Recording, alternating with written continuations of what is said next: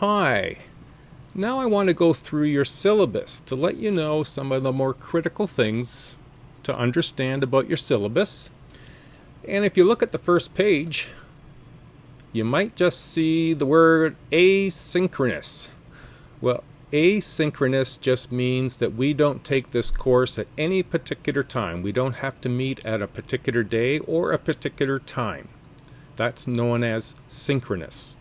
Asynchronous is you can take this course any time of the day of the week or any hour of the day. It'll be available on Blackboard 24/7 for the entire semester. Now, having said that, like your synchronous courses, they're going to be 3 hours. Well, this course is the same. It's 3 hours. You just need to find the time in your week to dedicate 3 hours to this course. Now, like a lot of online classes, and if this is not your first semester, you are already appreciative of this, that time management is a paramount skill.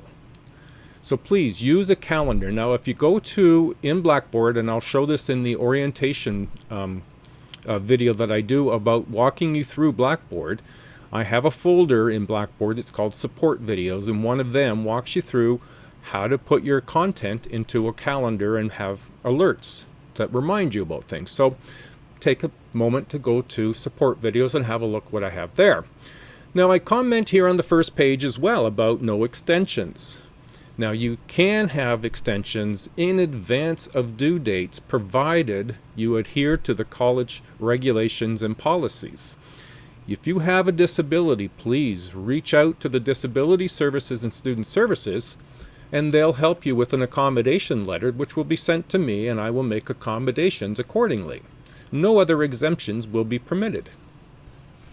Now, on the second page, it's indicating, how to reach out to me. And there's my Georgian College email. Now, please use your Georgian College email as well. I'm not allowed, as any other faculty, we're not supposed to be responding to personal emails, just our Georgian College emails. But when you write your email to me, make sure you must have a subject line filled in. I would recommend put in whichever course of mine you're taking, but fill it in, have your first and last name so I know who you are, and some reference to which class of mine you're in so that we have context. I teach 4 different classes and have 200 students. If I don't know which class you're in, I really don't know how I can help you with your question. Okay? Now, the other thing to bear in mind is that I don't respond to student emails on Wednesdays. Wednesdays are days that I continue to make additional videos. So if you really need to reach out to me, do so on Monday, Tuesday, or Thursday, Friday. Now, I am also available on WebEx or Zoom, but please email me a request. Don't just sit in my room because I don't pay attention to it that way. Please email me, make a request, and then we'll set up a time and let me know what it's about so that I can be prepared to respond to your question. Now, the second point there about your textbook, if you're wondering, yes, it's required. You'll need it as the tests are based on the textbook and the questions are variable, but the content is from your notes, my videos, and the textbook. So it's going to be very important.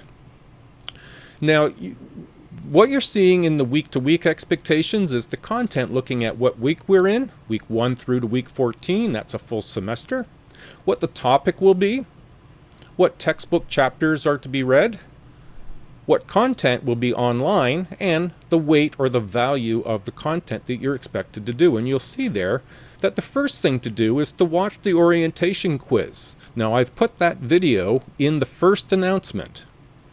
And I've also put it in week 1 in the syllabus and assignments folder, and I've also put it, I think, in just week 1 alone. Please watch it. Your first quiz begins on September 6th at 8 a.m. and it closes September 23rd at 5 p.m.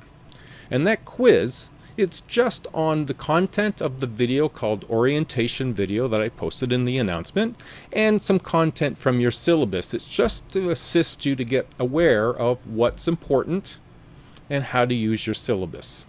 Now, if we move on to page 3, we'll see all the content.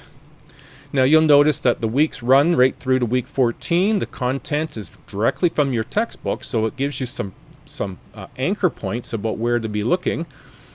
some content relative to which chapters to pre-read. Now, you don't have to read the entire chapter, but I would really recommend, reviewing it and maybe using a highlighter to highlight some key points that you value and you see as important and critical to the content.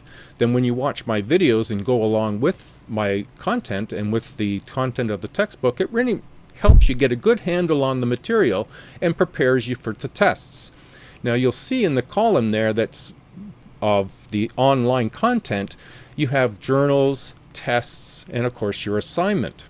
Now they all have an open time, when they are open and available for you to start, and when they are closed, unavailable for you to start or complete, and in fact once they're closed they disappear, so you can't see them anymore. So it's important to put the open and closed dates in a calendar so you don't miss the journals. The tests are open for 5 days, a Monday at 8 a.m. to Friday at 5 p.m. The journals are open from a Monday at 8 a.m. to 2 weeks they're open. And then the assignment is due.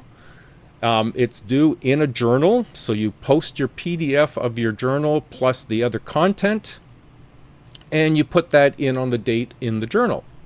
And it's closed after the date of the due date is not available. You've missed that opportunity. Now the last couple of pages is really just summary. The top of page 4 is just sort of organized and summarized what's your content and where the value of your content is in terms of your grades. The next little portion is just helping you understand where the test is going to be, what's going to be expected of you. Also about the video, just where you'll find it, and the same with the journal. Now on the last page, it's looking at student service supports. These are services that you pay for with your tuition. And so these are free for you to use at any of the campuses that you happen to be on. And I would really highly recommend making an effort should you need that. The next little component there is just a reminder about the college policy.